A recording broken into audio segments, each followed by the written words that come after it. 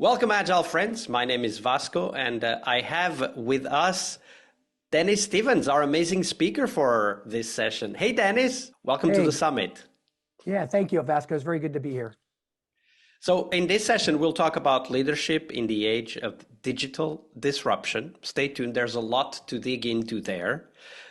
First, let me tell you a little bit about Dennis. He founded OrgWright, launched in 2024, focuses on guiding organizations through digital evolution by building leadership teams adept at crafting dynamic organizations. And we'll talk about that in a second. Let me just first tell you that we're going to talk a lot about leadership in this summit. We have, for example, Dave Snowden talking about what Agile got wrong and how to get it right. So you can check that and all of the other talks at agileonlinesummit.com.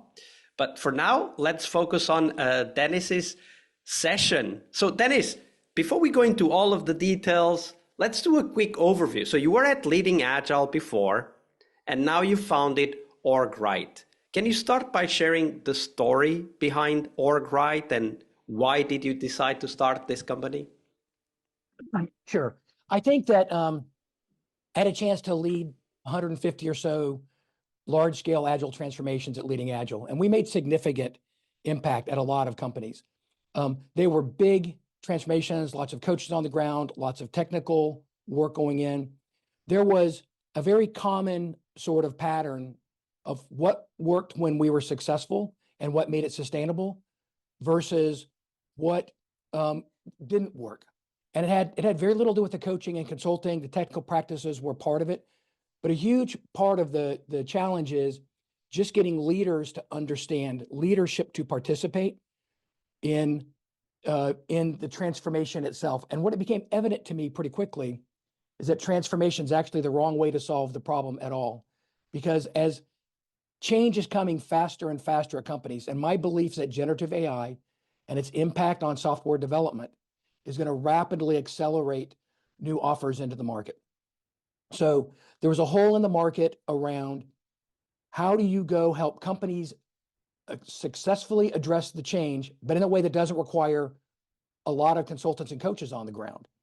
So big transformation was starting to struggle in the marketplace. We've all sort of seen that and sensed that. The Agile brand is off a little bit. What's next?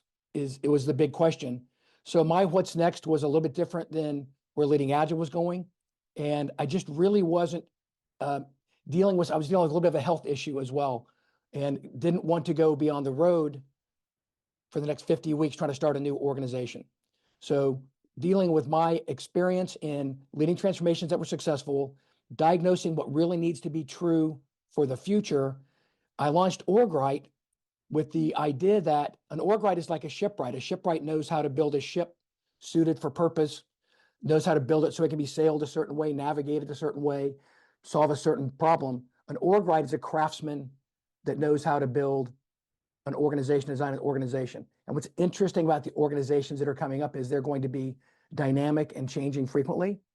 They're not going to be rigid, one time, get it right sort of models. So what does it look like to teach leaders how to become their own continuous transformation agents? So for me, what is really interesting is, of course, you have a background in Agile, and you've now taken the step to, start OrgWright, kind of going in a different direction, as you just described. But for me, what is interesting is, why do you think that you need to take that stance, that different approach, specifically in the context of what you called digital disruption? Yeah, so the transformation market, there's a curve out there called Martech's curve, and it talks about the rate of what's possible through technology versus organizations' ability to adapt. Historically, organizations have closed that gap through large-scale restructurings, reorganizations, or transformations. What's going to happen is that it's going to become a more rapid curve. The gap is going to get bigger and bigger. We can't focus on the how do you create step change, but how do you get organizations to be more adaptable to change that's coming? So the goal was to go work with leaders, share what I've learned and experienced where I saw this work and be sustainable, and bring them up to speed on it. I had a boss back at Perot Systems back in the 90s that told me, if you can ever figure out and teach people how you solve problems, you'll be able to build a successful business. So we kind of did that once, right? I've done it like 3 times now. But this I see as the new problem that has to be solved.